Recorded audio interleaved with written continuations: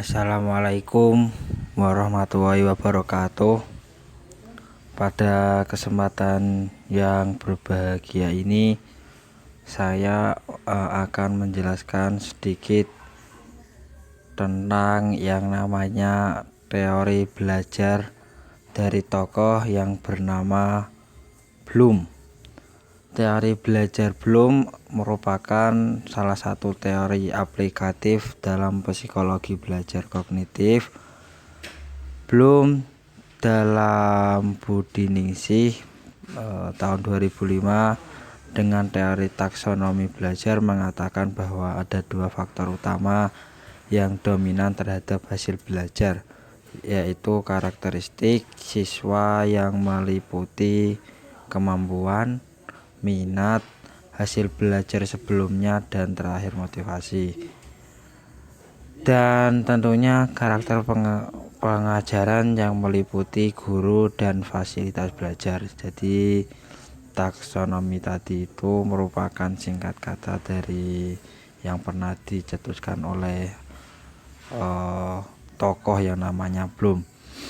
Yang pertama yaitu domain kognitif, yaitu mencakup kemampuan intelektual mengenal lingkungan yang terdiri atas 6 macam kemampuan yang disusun secara hierarkis dari yang paling sederhana sampai yang paling kompleks, yaitu pengetahuan, pemahaman, penerapan, analisis, sintetis, dan yang terakhir penilaian.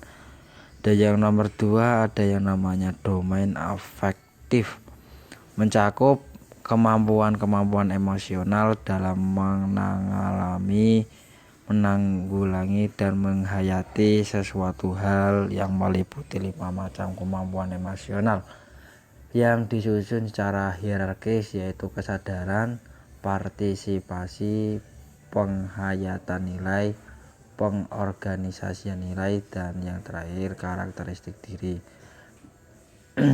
Yang nomor 3 ada namanya domain psikomotor, yaitu kemampuan motorik yang menggiatkan dan mengkoordinasikan gerakan yang terdiri dari gerakan refleks, gerakan dasar, kemampuan perseptual, kemampuan jasmani, gerakan-gerakan terlatih, dan komunikasi non-diskursif.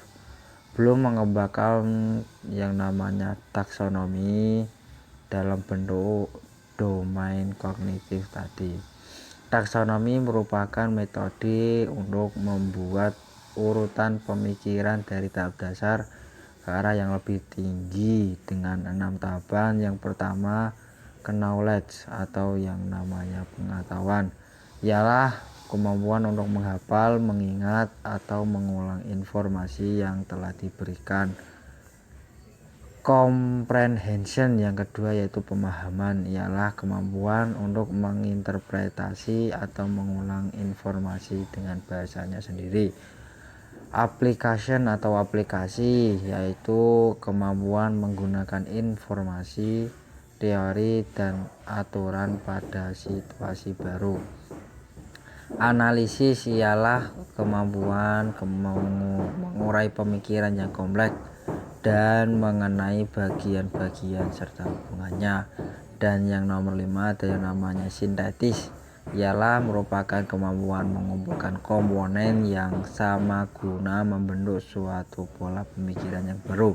Dan yang terakhir yang namanya evaluasi, ialah kemampuan membuat pemikiran berdasarkan kriteria yang telah ditetapkan. Jadi kesimpulannya, melihat teori Bloom dari atas, teori belajar Bloom merupakan teori belajar yang membahas unsur dalam jiwa manusia, yaitu kognitif, afektif, dan psikomotor dengan mengembangkan taksonomi belajar. Teori belajar Bloom adalah taksonomi yang paling banyak dipakai di dalam dunia pendidikan saat ini.